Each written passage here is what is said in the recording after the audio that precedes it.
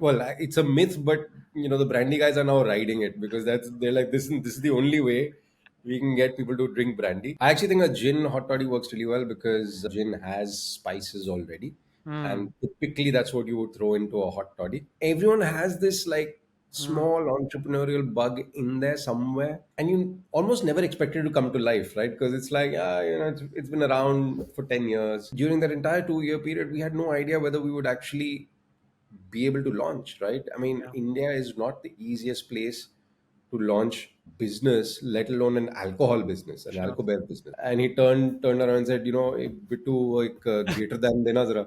I was like, oh, we asked for gin, and he said, hey, greater Yeah. than dena. So literally had him strapped to me.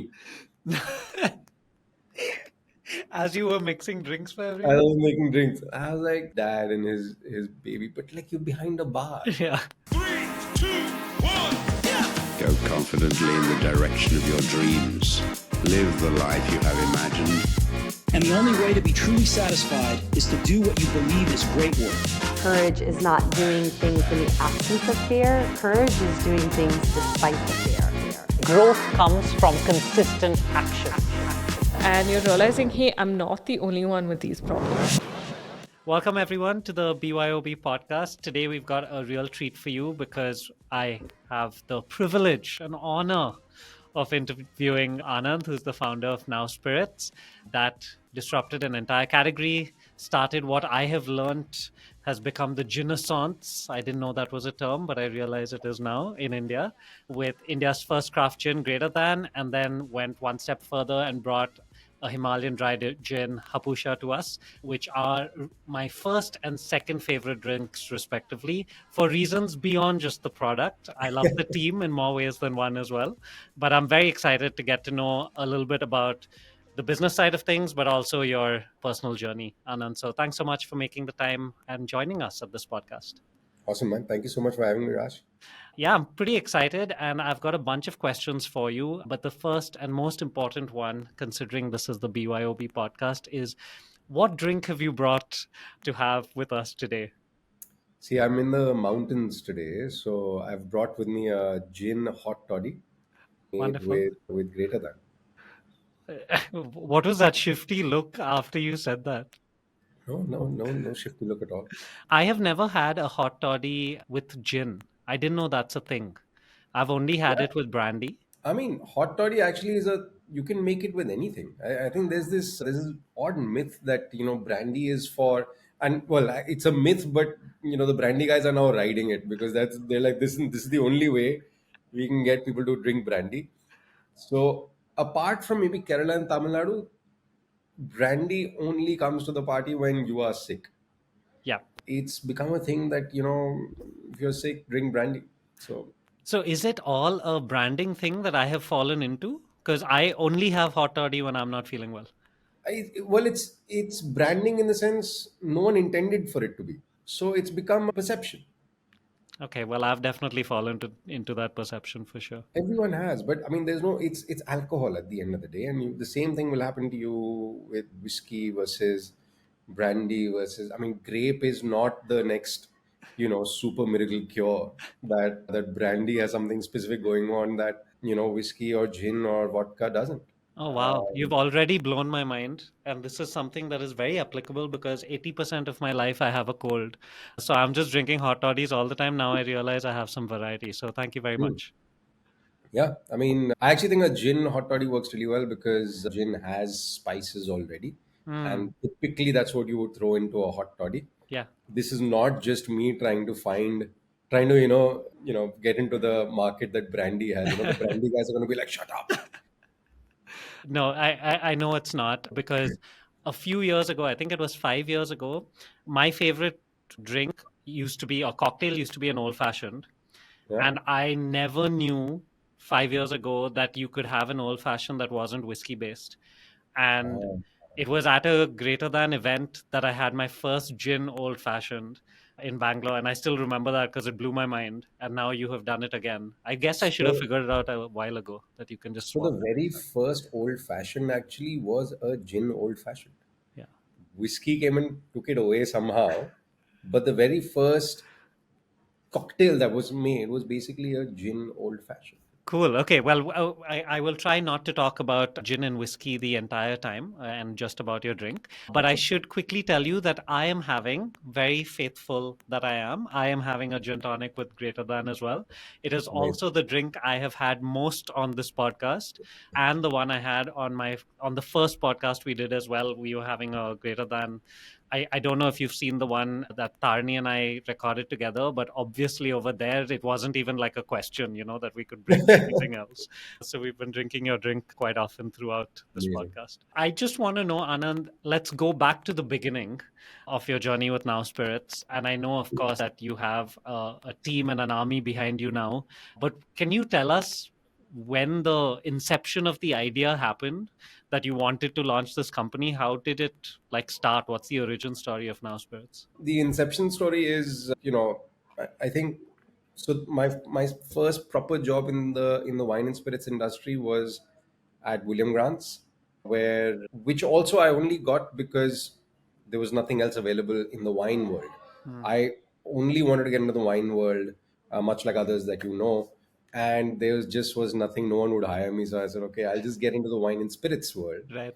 and somehow roped in a job with William Grant's, which sold, among other brands, Glenfiddich, Balvenie, so whiskeys, Grant's whiskey, and also a gin called Hendrick's Gin, which of course I hadn't heard of. And I don't know why they gave me the job, because I basically told them that I did not like whiskey, and they're like, listen, you're in marketing, you'll learn. But okay. But the one thing I did learn during the entire process was, yeah, whiskey is great, but and lots and lots of people drink whiskey in India, but incidentally, no one drinks gin. So 2010, when we were launching Hendrix in Delhi and Bombay, we had these massive kind of parties, throw a lot of money at it, great kind of showcase, invite the best of the best in terms of consumers, in terms of spending power, in terms of all of that. These people would come in and say, wow, looks great. Can I get a whiskey, please? Or can I get a wine, please? And no one wanted to be seen with gin at all. Gin had this really negative perception. Was this the So men or the women or both? this was men, women across the board. Okay. The men would say it's a women's drink, it's a woman's drink. The women would say, I'll have wine. Sure. So it was quite unclear, and there was also this thing that it was seen as not a young person's drink. It was seen as my grandfather's drink, and that too on a Sunday afternoon in Gymkhana. Right. So it had it was pigeonholed into this one thing. Yeah. So that was my learning from then. I was like, all right, people don't drink gin. It's fine. Yeah. We'll sell whiskey. Doesn't matter. It was only in 2015 when I had since obviously left William Grant's. I'd worked for a year at Remy Cointreau. The company shut down. They laid us off, and I was like, okay, great. But ended up starting up a place, or helping start a place. It wasn't mine. Helping start a place called Perch in Delhi, which was a wine and coffee bar, but also did great cocktails. Basically ended up being there on the shop floor, was helping mainly with the wine listing, with the marketing, etc., but ended up talking to a lot of consumers. Would literally go in and say, hey, how can I help you, what can I get for you? And a lot of what I was hearing, and a lot of what Weber was hearing, who was my partner there, was, hey, can I get a gin and tonic, and can I get a Hendrix and tonic with 3 slices of cucumber? I just look at these people like, where have you been? Where were you 5 years ago when I needed Yeah. you? And a lot of that was happening. Our top selling cocktail became a gin cocktail. So there was clearly something that had changed in the 5 years, between 2010 and 2015. And, we said, okay, might be worth looking into, because, people are asking for gin, but the only gin we have the option of serving is either blue ribbon, which is, let's be honest, not great. Yeah. I think we can And agree there on that. is, and then there is, Gordon's, Beefeater, Tanqueray, Bombay Sapphire, which are all, of course, good in their own right, good in their own respect, but that's not what's being asked for. What's being asked for is gin, which is craft gin, and tells a story. And, people are coming in asking for Hendrix, Monkey 47, Sipsmith. We're like, we don't have access to these, man. So there was definitely an excitement around it. And I think we asked around with our friends in F&B, and people said, yeah, here as well. It's not just a Khan market phenomenon. It's it's across the board. Yeah. So yeah, it was really eye opening there, and we said, okay, is there a chance for us to maybe do something about this? We're in the industry. Between us, we have the experience, we have the understanding.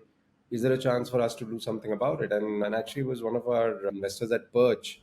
We kind of were sitting with, and we were just talking about how it's going at Perch, and we mentioned this, that hey, listen, it's odd. There's people are coming in asking for gin. Might be interesting if someone knows to do it. And I say, yeah, sure. Why don't you guys do it? So I have a question here. When you were having this casual conversation with the Yeah. person who happened to be your investor at this place, did you know in your mind in this conversation you wanted it to get to a place where he would say, why don't you do it? Or did it just all organically happen? Sure, maybe in the back of the head.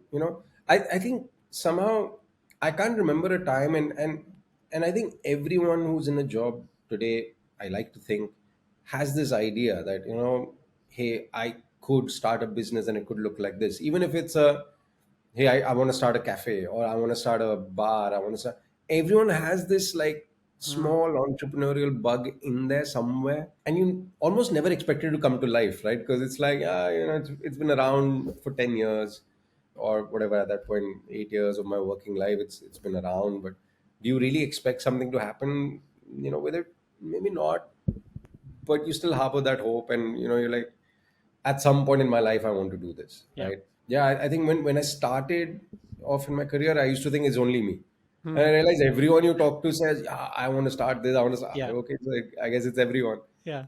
So yeah, of course there was hope that he might turn around and say, here guys, here's a couple of million, Yeah. which of course didn't happen. But I think even then, even when he said, yeah, sure, let's explore it, I don't think in our wildest imagination, in our wildest dreams, we would have thought he would have actually amounted to anything. Sure. I think that there was a 2 year period where it was just research, development, Mm, putting things together. And during that entire 2 year period, we had no idea whether we would actually be able to launch, right? I mean, yeah. India is not the easiest place to launch business, let alone an alcohol business, an Sure. alcohol business. So Tell us about those 2 years, because that's really fascinating to me. Because I always find that with entrepreneurship, so when I'm coaching a group of entrepreneurs, one of the things that keeps coming back is this theme of you have to be able to handle uncertainty, navigate uncertainty. That's what you've signed up for. yeah, But to me, at least, the 2 years sounds like the extreme version of that, where you have no idea what's happening, whether you're even going to launch. So what kept you at it for 2 years to figure out whether you're going to launch or not, and say no to, I'm sure other opportunities were coming your way, or something else could have been interesting to get into. So what kept you going for those 2 years when you didn't launch and didn't have this massive success that you have right now?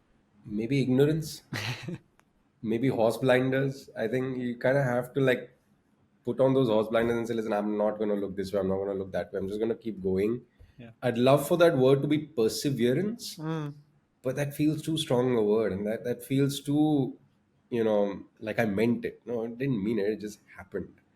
Yeah, I think I'll be the first to admit it. I mean, we didn't know, and it was quite a challenging time because I'd been working in corporate environments, of course, within the wine and spirits space, and then suddenly working in a really interesting, really vibrant bar, and mm, but I mean, I would never have been able to make ends meet. So I was basically just eating into my savings, right. feeding it a little bit with whatever was coming in via the restaurant job, and hoping that by the time you know the fuel in my bank ran out, that there was something there, there was Yeah. something concrete there. Thankfully it kind of worked out. Yeah. There was obviously a period where I was just like looking at my bank account and going like, why are there so many just zeros without anything before it? But yeah, it's definitely a challenging time. Yeah. The 2 year period was, I think what kept us going was that it was exciting. Mm, The fact that I was able to kind of distill at home, right? We had this small glass lab still at home, and literally I had so much time at that point. I can't even remember a time like that. where I'd just be like, all right, I distilled about 120 different botanicals, Yeah. and just then mixing and then taking it to friends who were bartenders and saying, try this, try that.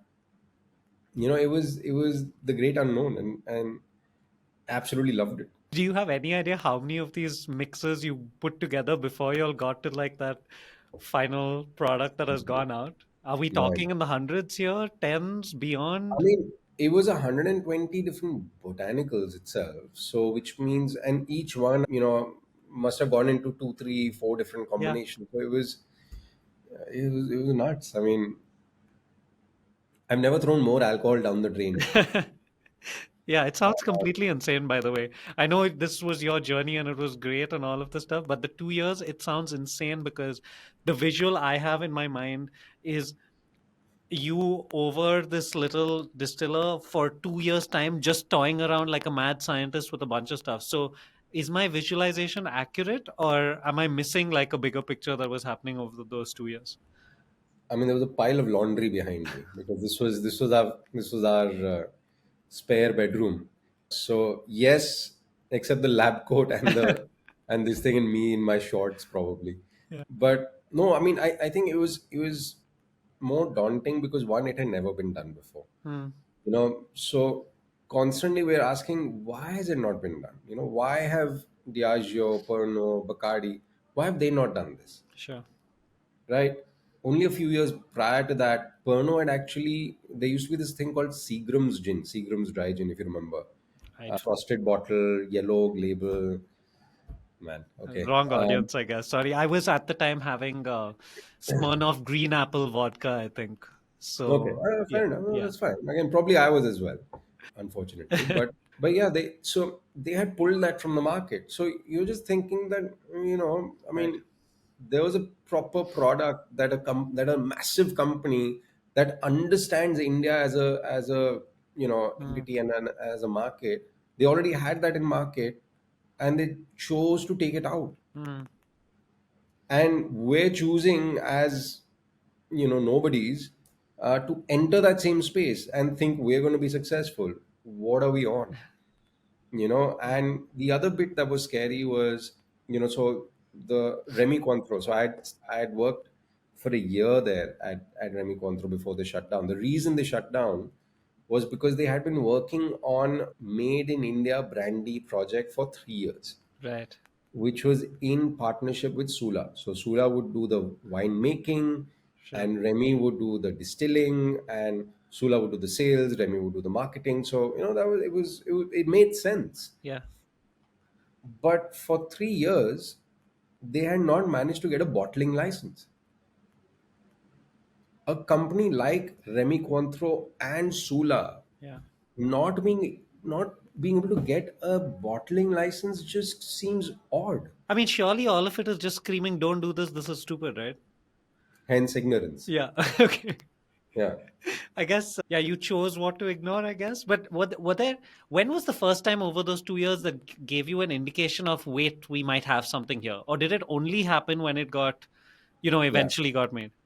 Yeah, even then it was like someone's made a mistake. Someone's gonna come after us. I think at some point when we started hearing people say, "Oh, you guys are from Greater Than," you're like, "Wait, wait, you know what Greater Than is?" Right. Yeah. And like you'd be wearing, because I mean that was my uniform. I'd only you remember I'd only wear that damn T-shirt, right? Yeah.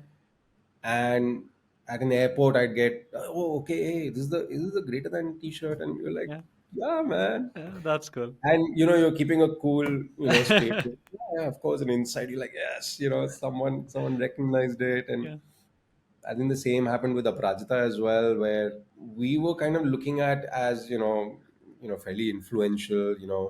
They know what they're doing in the media, etc. And they were like, oh, hey, you guys make great. I was like, okay, Yeah. yeah. Nice. I think that's when it kind of started happening. I think between me and Aparajita, we'd constantly go to these wine stores and just test it out, right? To be like, do they know, and we'd be like, Acha. And at one point, we went up to a liquor shop in Green Park, Delhi, Hmm. and we said, "Sir, आपके पास, will you have gin?" Huh. And this guy like was looking somewhere else. He's like, "Uh huh." And he turned around and said, Bittu, like, greater than dena zara.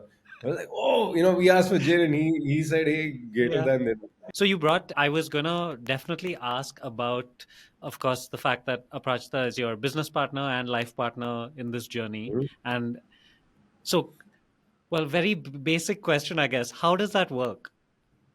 Or how do you make it work between both of you, considering you're on this? I mean, it's a roller coaster, right? Together. So how does it work?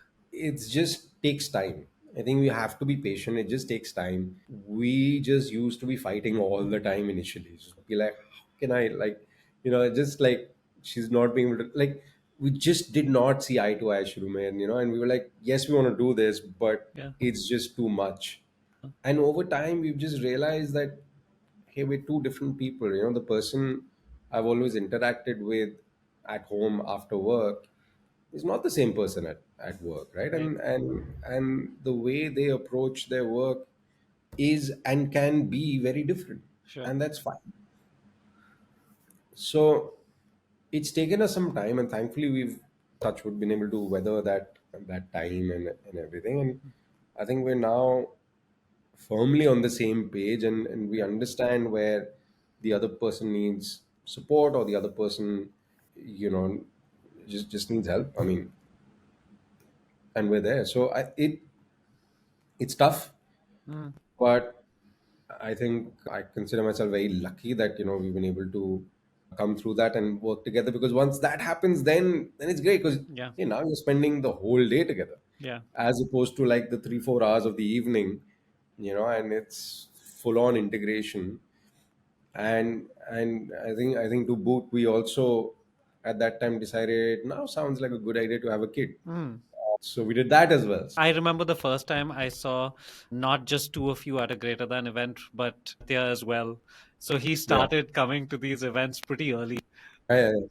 Yeah, which at the time for me, I was just like, what's happening over here? There's this kid at this event, but he was having a great time, as were you all, which was really nice to see. Thankfully, thankfully, I think if he'd been harder on us, we might have not been as courageous Yeah. to bring him to these kind of events. I mean, there was one event where I was supposed to do a bar takeover. This was like maybe first year. Hmm. So he was definitely under a year old. He was maybe 6 months old or something. And Aprajita had to be somewhere else. Hmm. And I had to do a bar takeover. Which city is And it this in? Sorry. Delhi. Delhi. This was Okay. at Sly Granny in Delhi. Huh. At some point, I was like, okay, one of my friends was supposed to come in. I was just supposed to hand him over, and then be behind the bar. But that friend also got delayed, Oh, and I no. was like, oh shit. So literally had him strapped to me. As you were mixing drinks for I everyone? was making drinks. I was like, this theoretically sounds fun. Yeah. That, oh look, like this, dad and his baby, but like you're behind a bar. Yeah. Not supposed to be doing this. Which is, I guess, keeping in theme with your first couple of years. I feel like that's the phrase I keep coming back to, which is all of this sounds really insane that you went through that 2 years and then stuck with this. You're now doing it with your wife, and then there's a kid behind a bar at some point. All of this sounds completely insane to me, to keep Yeah, moving forward. yeah, it was. Yeah, it really does. Okay, and let's talk about, I guess, fast forward a bit. So, Greater Than now, I think we can say is, I mean, it's established like one of the leaders in the gin space as the Indian craft gin. Everybody knows about it. Everybody goes to bars asking for not gin but Greater Than gin. How does this type of stuff make you feel? Like, what's the emotion that comes when you're thinking about what you guys have built? It's unreal, man. I mean, you can get sucked into this whole competition, and oh, now we need to do not x number of cases, we need to do x times 2 cases, and you can totally get sucked into it. Hmm. But I think it's great still to, like, come across, like, I was talking to her. She's in Bombay Hmm. right now, and she's like, oh, I was like, oh, so how was last night? Because she went to a couple of bars with colleagues and friends, etc. And she's like, yeah, it was great. They went to Americano, and they went to Woodside. And she's saying, oh, we were standing at the Woodside bar, just ordered a beer, waiting for it to come. and the server came by and yelled at the bartender saying, "Oh, two greater thans, and I don't know, two GTs and two, one large, one small." Right. And they, she's like that. That was so great because one, hearing that you're out in the wild, basically you're not, this is not being done for your benefit, Yeah. and just kind of hearing that, and that's validation. It's interesting, it's fun, but at a very basic level it feels like you're sharing, right? The same Mm, feeling that you get when someone needs a pencil and you're able to share a pencil, right? yeah. It's like you're sharing something that you're making with all these people, you know often people you have no idea about.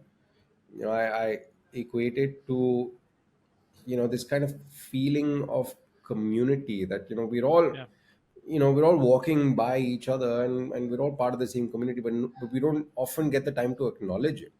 And I remember, one of my favorite bars is this place called Bob's, obviously in Bangalore. Yes. Firm And favorite of everyone. I think you might have been here when this happened. What I'm gonna narrate Huh. is basically, we were sitting on the first floor, and it's supposed to be a quiet place, and this quiet in the sense, no music, right? Yeah. And this was my first time here, and I was like, wow, it's amazing. The whole place is buzzing. You don't really need the music. And then someone, like a few tables to this side of us, started singing happy birthday because it was that person's birthday. And the next table did, and the next table did. Yeah. And then the entire floor was singing happy birthday. Next thing you know, the ground floor is singing happy birthday for someone on the first floor. And that level of integration and community and everything was brilliant. Mm. And that's kind of how I feel, we're or that's the direction I feel we're going in as well. And that's the feeling, to simplify it, that one gets from these kind of experiences, where you're just like, you can't believe that everyone's actually, Mm. you know gelling and working together and thinking together despite not knowing each other. So do you think you've gone like from we're developing a product, launching a product to now we've got this community that we are serving? Is that the mindset, or is it still, is it product and this is just a byproduct of, what you're selling? How do you think we're about this? we're aware of it. We're aware that obviously there is a community. We're aware that we are a part of the community, and we're often, adding and contributing to the community, and we feel we do a lot of that through our, content creation, social media, events on ground, etc. A lot of, actually, I mean, like, for example, a lot of the events we do keep that community in mind. and Yeah. and for us, the challenge we're always posing to each other is, how can we be a meaningful part of that community? Mm. But that's not our core, is it? Our core is still very much the product. Product. Yeah. That is something we cannot take our eyes off of, because the moment we do, then that suffers, and then everything else is built around it. Yeah. So for us, yes, we know there is a community. Yes, we know we have to be a meaningful part of that community in ways that others cannot be, Mm. because we understand the community, having been part of the community ourselves, Yeah. till a few years ago, and obviously now obviously in a very different way. But yeah, I think the sole focus for us day in day out remains on the product itself, and what that stands for. And what about you personally? I am guessing at the initial stages of any entrepreneur, the founders have to do everything, right? Like you have to figure out how to do everything: product, marketing, sales, whatever. How has your role transformed over the last few years? Like, what were you earlier and what do you do now? And did you have to give up any of the stuff you love, or do you manage to still spend time with the stuff you love doing? How, I'd love to know about that journey, because I'm guessing you've had to evolve, transform. I don't know. I mean, every step of the way, whenever you hire someone, you think, all right, I need help Yeah. with, let's say, sales, right? Or I need help with operations. So you hire someone and you say, amazing, I'm hiring for operations. I'll never have to look at that again. Yeah. And I'm just going to focus on what I want to do, which is maybe distilling, maybe marketing. That just does not happen. That's a myth. You hire someone, especially in a company that's growing, right? You hire one person, and the moment you hire them, it's too little. Mm. In the sense that you know you need more, because you identify more areas for you to improve in that field. So you're like, all right, now I need one more person in here. So what's changed is the macro thinking has not changed. Okay. I think from day one, both Aprajita and I had to think macro, and that's what we would do every day. Like for a couple of hours, just think macro. Where is it? What piece needs to go where? Mm. So that has not and cannot change. Yeah, I just don't think it's changed all that much, except for the fact that suddenly there's a lot of people, Mm. and we now have 52 people That's on crazy. board, Yeah. which is nuts, right? Because you remember the Five, I time think. there were five of us. Yeah. So it's a lot more to do with people management, and that's something that just did not exist before, Got it. right? When we were five of us, six of us, it was everyone knew what they had to do, and everyone was doing it. Yeah. And I would get far lesser emails and far lesser calls, despite being the more of a linchpin at that point than And so this people management stuff, have you seamlessly flowed into it and it has all come naturally, or has it been chaos? in either of my roles before. So whether it was a William Grants or even Deloitte before that, or Remy Contro, I actually never managed people. Yeah. So I just had to make sure I was doing my work, which was hard enough. So yeah, it's been a totally new challenge. I think I've had to build my emotional quotient as well. Mm. Yeah, no, it's been great. It's definitely fantastic to work with so many varied people with different ways of approaching the same problem. Mm. But I definitely need to learn a lot more, and I think every day I learn a little bit more about how to manage, and maybe manage is the wrong word, but how to get the most out of people, Sure. and make it a rewarding experience, not just for ourselves but for them. I just feel like you've gone from 5 to 50 in how many years has it been? 4, 5?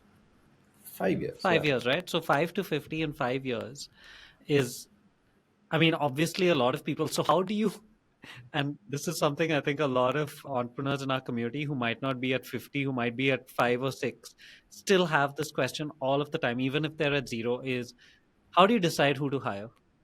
Because So it's just such a, I think people just go in circles all the time because there's this entire school of thought of culture first, nothing else matters. No, hire for skills because they'll accelerate you. Hire interns because they'll be cheap. No, hire professional people who are experts because, and so people just go around in a muddle because there are all these different opinions. So how did you hire? How do you hire? And is it different now from what it was before? it needs to be a balance. I think you need to you one, of course, you need to have a gut feel, which doesn't help anyone, because what the hell is a gut feel? I think, I mean, at least for me, I think I found hiring the first five people was the most interesting thing, Sure. right? And Tarani was part of that. Yeah. And that's actually a classic example. I remember I sat in Starbucks in Indranagar, and basically just lined up, because again I had no other office or any other place to be, lined up 10 interviews across 2 days, 2 afternoons or whatever, and just went from Bloom Rooms where I stayed to Starbucks, and just met person after person, and most of these people made the cut in terms of, yeah, they have the right skill, they were in sales, they were already working at one of the alcobev companies. Sure. Sure, most of these people made the cut, and at some level you have to, when you're hiring, you have to say, all right, hygiene factor is taken care of, right? This Mm. person will be able to work. But I think for me, what was more important was, does this person get it? Do they get what we're trying to do? Sure.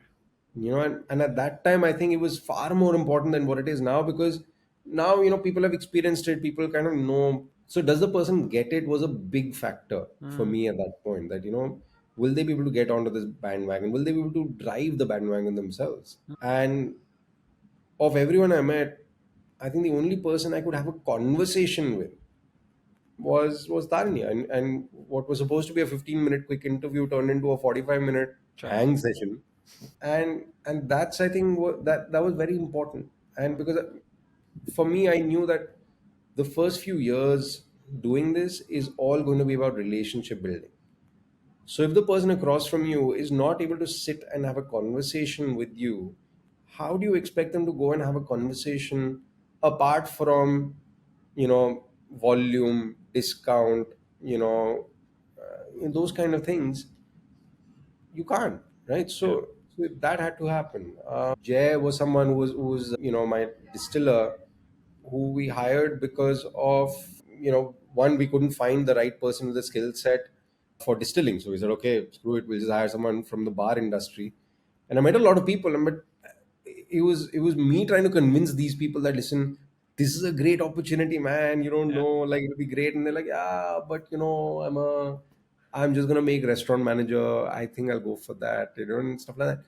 So I was like, okay, fine. And here was this young guy who I was moonlighting as a brand ambassador for Glenfiddich at that point, and I just walked into this to Bombay canteen, and I said I'll just have lunch before, and I didn't tell anyone that I was coming back 2 hours later to do a training. So I just said, I'll just walk in, have a lunch, suss out the place. I've heard a lot about it. Huh. Walked up to the bar, sat down, and there was this guy, Jay, actually, who just came up and said, hey, what can I get for you? What do you like? Can I make you a cocktail? I was like, I don't want a cocktail. He's like, no, no, no, you have to try it. I was like, okay. So it's just that enthusiasm, that passion. He was the most engaging person in the training. And when I walked out of there, he walked out with me, and I said, don't you have a shift to go for? He said, no, no, no, I'd only come in because I heard you were coming in for training, Oh, wow. and I didn't want to miss her training. So otherwise, it was my day off. I was Okay. like, Yeah. that's incredible. So that walk from the Bombay Canteen gate to the main road was basically where, he said, yeah, this is great, but my mom doesn't want me to be a bartender or work at a bar for the rest of my life. So I'm looking for something else, and you know, so that's what I said. Hey, would you be interested in this? And he said, yeah, yeah, would be keen. So it turned into a thing where I had to literally go meet the parents, because he said, listen, my parents are wondering why you want to hire me and why I should move to Goa, etc. So I was like, all right, I'll meet the parents. So it changes. I think over time the simple answer is gut feel. The slightly more explanatory answer is make sure that the basics are covered. That this person is going to be diligent and is going to work. Experience is great, but intent and passion and just general organization skills, no matter what the role is, just great organization skills, ability to organize, ability to yeah, just sort things out yourself is top notch. Like, it was such a tough thing that happened with Jay as well to sort of deal with. So, and we don't have to talk about this if you don't want to, but Yes. how did you deal with that? And there's also a whole team of people who are so close to him. So how do you deal like that? Because I remember being there, and it was so hard for everyone to just be there when this terrible thing happened. But how did you sort of personally deal with it? And So I mean, again, no reason to sidestep it. Obviously, he met with an unfortunate accident, and passed away way too soon. He was 25 years old. It's tough. It was tough. It continues to be tough. I don't think there's a day that goes by that we don't think of him, or he doesn't appear somewhere in our mind space, etc. It's just impossible. And I think how you deal with it, there's no there's no way you can. There's no real fixed way for you to say, all right, now I have to follow this step. You cannot. you have to grieve, you have to mourn, you have to cry your eyes out, and all of that, none of which generally finds its way into a professional setting. But then this is, I don't know if it's a professional setting, it's a life setting, and just as part of life we happen to be doing this, which makes us our daily bread. So yeah, and we I think we still struggle with it quite often, because his parents are still close. They actually moved to Goa because he had moved to Goa, and at some level I used to think that had I not made him take on this job and move to Goa, then maybe and all that. So you start thinking about those kind of things, and you feel responsible, for to a large extent. That was obviously a very sort of tough thing to deal with, but thanks for talking about it as well. Yeah, I think he was also just so important, I think, to everyone on the team. So I know, like, from Tarani firsthand, what the sort of feelings were, and that's so hard for anyone involved to, I think, deal with. But I must say, I was there like the next day, and I came to Goa, and I must say, I was pretty blown away by how you and the team were dealing with it and chose to sort of deal with it up front, as opposed to, it would have been so easy to deal with it a different way. But I think, like, you all met at the house and you spent the evening together and things like that, which was really special to be a part of, actually. So just wanted to call that out. Yeah, I don't even know what we did. It was such a blur at that point, and no one really knew what to do. I mean, I didn't realize I had to be the one, for example, to break it to his parents, Right. Yeah. and that was absolutely the most terrible thing I've had to do Mm. in my life Yeah. by far. And it was, it's one of those things that so I don't, I mean, unfortunately I'd had the experience of losing friends before, and that's exactly what Jay was in our lives. So at that point you just do what you've done before, and even when you don't really know what you're supposed to do. Otherwise, with a lot of these rituals, uncles and aunts, and Cool. they appear from the woodwork, and they say, "Acha, ab ye karna hai, ab wo karna hai." Now we must. Now so many hours have passed. Now so many days have passed. This needs to be done. That needs to be done. So, in a way, I mean, while it's nonsensical, a lot of it still gives comfort, because it gets you up and moving to say, okay, now we must do this, Mm. and almost kind of helps in the grieving process. But I remember for the next full week, we just literally sat and stared at walls, Mm. because we just could not, look at the phone, open a laptop, do any of those things. We just literally sat in a dazed, and we were just like, what happened? What just happened? Yeah. And yeah, I got that call actually at 3 a.m. in the morning from Tarini, Yeah. and it just did not make sense what was happening, because how did she know, and how did I know, and like what was it's yeah. Yeah. It was horrific. But I guess in Jay style, or what was his thing? No tears, only cheers. Was that his thing? No Yeah, tears, only cheers. So yeah. let's try if we can. I just wanted to ask you, I guess, one more question before we have a fun little segment, which is, this very clearly was the lowest of the low over the last 5 years. What do you consider the highest of the high of the last 5 years? Is there a moment that stands out, or a thing that stands out, or does it all just blend into one? There's a lot. There's a lot. I mean, I think it's all about shared experiences. I think all the events that we do together. We recently did one in Bangalore called BFF, Bars from Far. Hmm. We did one last year called Bar Wars. Yeah. And everyone kind of coming together for those, and you know hauling ass, to make sure it happens. And that feeling at the end of it, when you've done it, it's gone off really well, and you're like, amazing, great. I think that's always fun.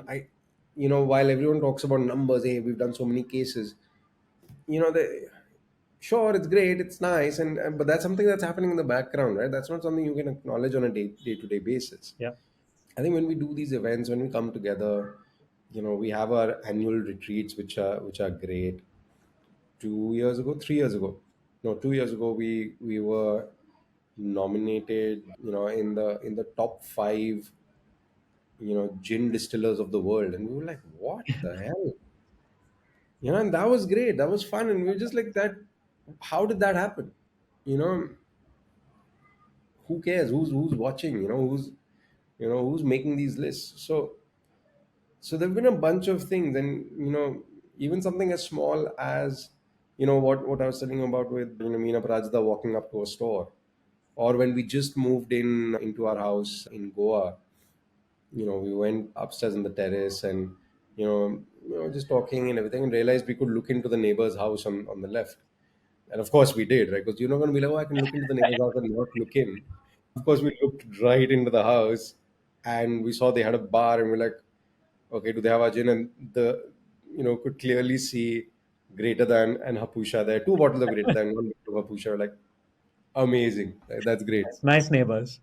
Yeah, good neighbors. And we didn't know them at that point. But now we do. Now, obviously, they're good people. Is this the first time you're revealing to them that you looked into their window and were I because I never thought. I thought we'll take it to the grave, but is far more open with people than I am. And she's like, "Oh, guys, by the way, you know that we can see into your house from our terrace." And the first time, and this is the first time we're meeting them. Yeah. I was like, "Okay." Anand, I've really loved this conversation, but I have one final question, I think, before we wrap up, which is I feel like you're being very, very humble with what you and the team have achieved. But you've achieved something pretty outstanding and built a brand that people are across India and now in the world start to know. We have a community at Jigsaw where there are a lot of entrepreneurs trying to build these brands, right? Whether they are D2C or different types of brands. And obviously, in the initial stages, you've been through it. It feels a little like, wait, nothing's coming together yet. So, if you could talk to them, what are the types of things you would ask, tell them, or questions you would ask them to sort of keep going? I think it's for me. What was always the thing was, yes, make a plan, make as solid a plan as you can, but don't just make a plan. Planning is great, but it can go on till infinity. Yeah. Because you will always find holes in your plan. You will always say, hey, maybe I should take this to an expert, and maybe they will look at it and they will make sense of it. Because we did the same. We had mentors. We had people who I would go to and say, hey, can you make sense of this? I think this is an opportunity. Our main mentor was someone who was very helpful. He was the president of one of these hotel groups, and well respected individual. And every time I would take this to him and be like, listen, this is what I'm planning to do. He'd be like, okay, all right, and he'd give some advice. Yeah. But the end of the meeting was always like, Anand, this is great, but make a beer. Why are you making gin? No one drinks gin. Why? I'm like, but the first time we also went to our person, again, this gentleman, Parvez Patel, who's highly regarded in the alcobev world, was the director of manufacturing for Pernod back in the day, retired. Went to him with this thing that, listen, Parvez, I want to make gin. Can you help me figure out logistics, how to make it, and everything? And he like told me off. To say, what are you doing? Why are you wasting your time? Oh, God. And obviously I won't do this. It's a waste of time. No one drinks gin. you know I was like, this is terrible, but somehow he came around, and the very next day he sent me an email saying, listen, I've had time to sleep over it. I can see where I'm coming from, and my philosophy comes from working in a large organization, whereas maybe looking at from your perspective as a young entrepreneur who doesn't have anything to lose. Yeah. Sure, maybe it makes sense. Oh, wow. Very, very big of him to send that email. That must have made things a little bit better. I have that email. Yeah. Absolutely. Yeah. I would have that email. I would have Frame it somewhere. framed it somewhere. That's great. But I think that's the thing. So listen to people you respect, make your plans, make your strategy, and that's great. But also put a timer on yourself, right? My timer was my bank account's running out. Sure. And at some level you have to jump, you have to press the trigger or whatever, like shit or get off the pot. Right. I've never heard that. Okay. Okay. I did not think I would hear something like that on this podcast today, but thanks. I think that's important, and I think there's no one else who can make you do it but yourself. So It's a great one. you know plan, but also execute. Remember to execute. Got it. Cool. Thank you so much, Anand. This was great. Thanks for taking us through your journey, being vulnerable with it as well. And I mean, I also had a blast having this conversation. So thank you very, very much. Likewise, man. Raj, thank you so much for having me, and yeah, it's been great. I mean, we've obviously coexisted and cohabited lots of spaces over the last 5-6 years, and I guess this is one of the full circles, but the circle continues. Yeah, for sure. All right. Take care. Thanks, man. Thank you. Take care. So I hope you enjoyed this podcast. We're Jigsaw Thinking, home of the self-starters.